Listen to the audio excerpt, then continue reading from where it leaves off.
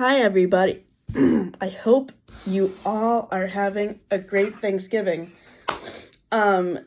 Today I wanted to, first of all, ask what you are all thankful for. I am thankful for family, friends, good health, and great discussions that we have in our philosophy group.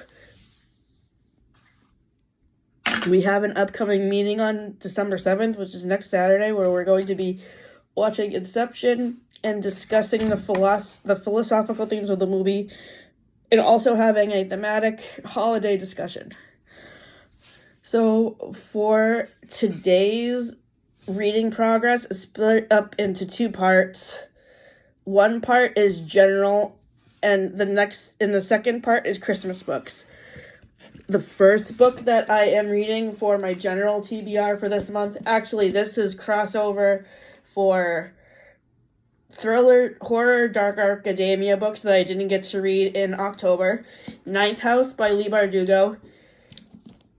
I am really enjoying this so far. The thing I enjoy the most about it is the setting, because it's set at Yale University in Connecticut.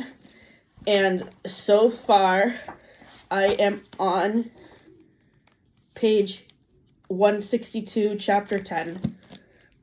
The next book is Frieda McFadden's new release, The Boyfriend, which I am really enjoying so far. I am almost done with it. In fact, I plan on finishing this after I film this video. The next book is a book I borrowed from my mom tonight, if I can reach it. It's called The Plot. So I'm excited to read this because it's by a new author that I have never heard of. So I will read you what this is about. Jacob Finch Bonner was a promising young novelist with a respectably published first book. Today, he's teaching in a third-rate MFA program and struggling to maintain what's left of his self-respect.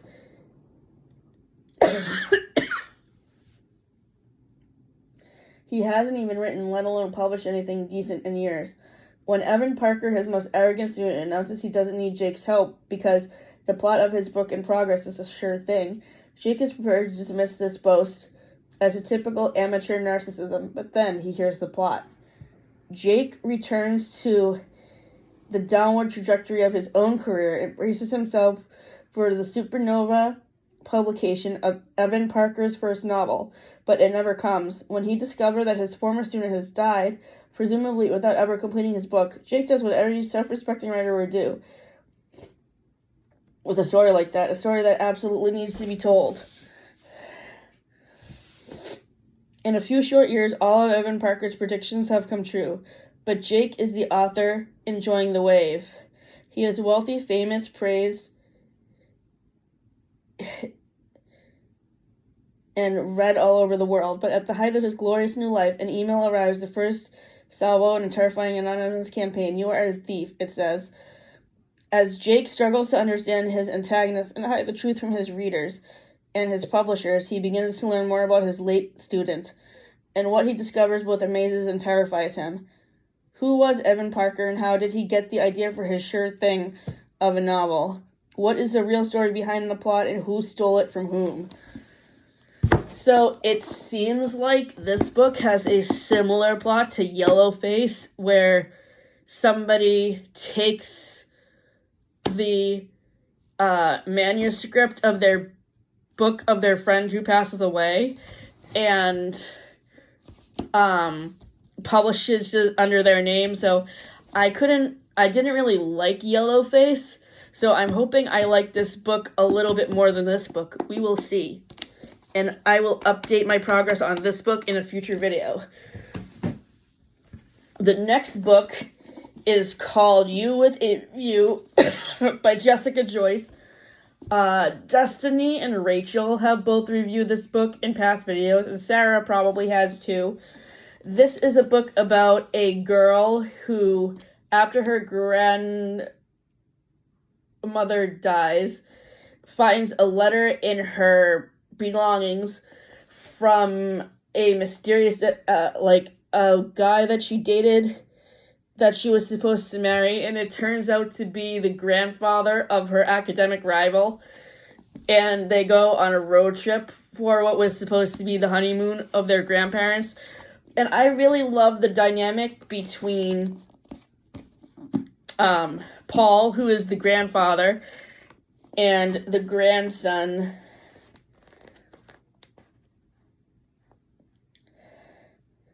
Shep, and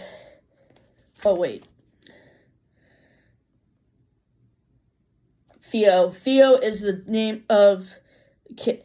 So the two main characters in this book are Noelle and Theo, and I love their dynamic, and I also like the adventure that they go on, because like Something Wild and Wonderful by Anita Kelly, this book has a lot of great scenery because they go on a road trip across the country to, I believe it's like Arizona and the Grand Canyon, and that's the place I really want to go to. The next book I'm reading is the third book in the Heartsopper graphic novel series by Alice Osemam. And what I have liked the best so far about this series, the development of Nick's relationship with Charlie. I think they're very sweet. Oh, and for progress in this book, I am on page 202. And You with a View, I am on page 235. And in The Boyfriend, I am on page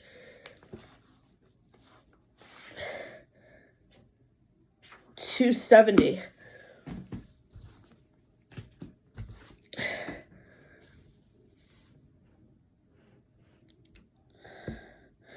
The next book was recommended to me by Destiny, but Haley has also read this author, and she's mentioned her books in previous videos that she has done for reading wrap-ups. I think she read her first book by this author in like May or June, and Destiny read this book last month.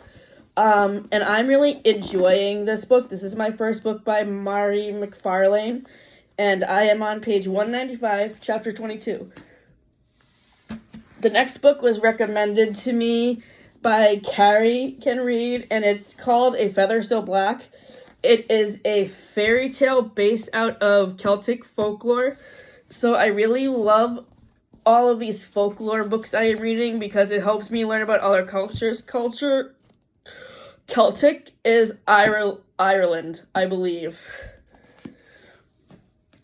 Now to get into the Christmas books, I am reading 3 books by Jenny Colgan right now. She is an author that is from Scotland, so her books are all set in Scotland.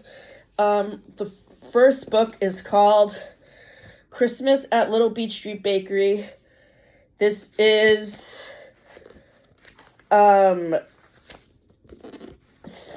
This is a book that's in a series about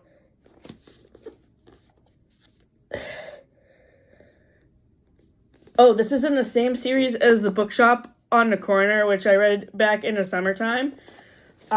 So right now I am on chapter 14, page 105. The next book I haven't started yet. It is called Christmas on the Island, and I will read to you what it is about. It's time for getting cozy in front of whiskey barrel wood fires and enjoying a dram and a treacle pudding with the people that you love, unless, of course, you've accidentally gotten pregnant by your ex-boss and don't know how to tell him. In the season for peace and good cheer, will Flora find the nerve to reveal the truth to her nearest and dearest? Will her erstwhile co-parent Joel think she's the bearer of glad tidings, or is this Christmas going to be as bleak as the Highlands in midwinter? Meanwhile, Sayaf, a doctor and refugee from war-torn Syria, is trying to enjoy his first Western Christmas with his sons on this remote island where he's been granted asylum. His wife, however, is still missing, and her absence hangs over what should be a joyful celebration. Can the family possibly find comfort and joy without her? Travel to the beautiful northern edge of the world and join the welcoming community of Muir for a Highland Christmas you'll never forget. So this is the third book in a series of books that are set on this island called Muir. So I'm excited to read this, and I have heard mixed things about the accidental pregnancy trope. Different people have things to say about whether they like it, so I hope I like this trope. And finally, the next book I'm reading for Christmas books by Jenny Colgan is Midnight at the Christmas Bookshop. And I am currently on page 158.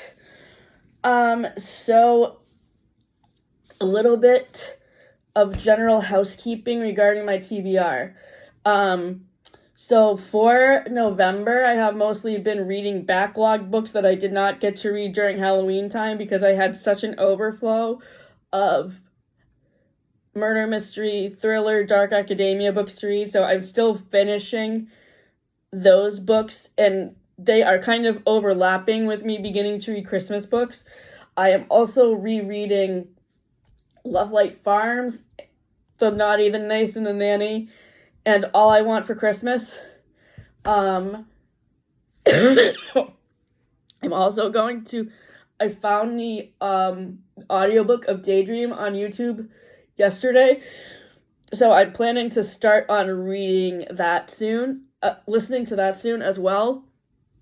And I also get a lot of ARCs sent to me through Book Sirens to my email, so I have been reading a lot of those since like the beginning of May, and right now, as far as ARCs go, I'm reading a few Christmas books.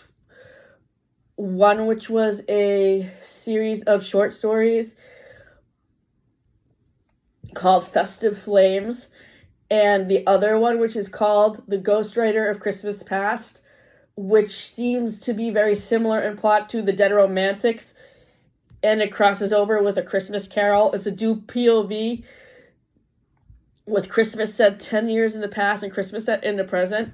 So I will be doing a tier ranking list of all of my Christmas TBR books in a future video, so stay tuned for that, because obviously right now I'm still working through all the Christmas books, and I'm still waiting for a few of them to come out, come in at the library. So once I finish reading all the Christmas books, I will post the tier ranking video. It will probably be out around December 17th, so stay tuned for that. Matt and I will also be coming out with the first part of our